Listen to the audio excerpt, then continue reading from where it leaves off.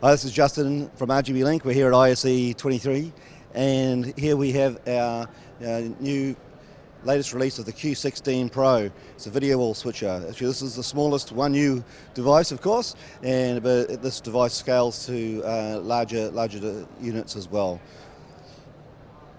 On this one here, you've got up to 8 inputs and 4 outputs. Buttons on the front for easy switching.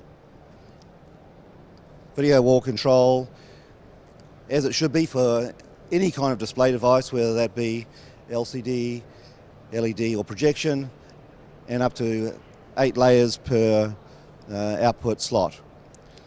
Plenty of window support, great solution for those video walls. We're seeing this is very popular already at the show and in the larger frames as well. Check out all the information here at ISE or on the website www.rgblink.com.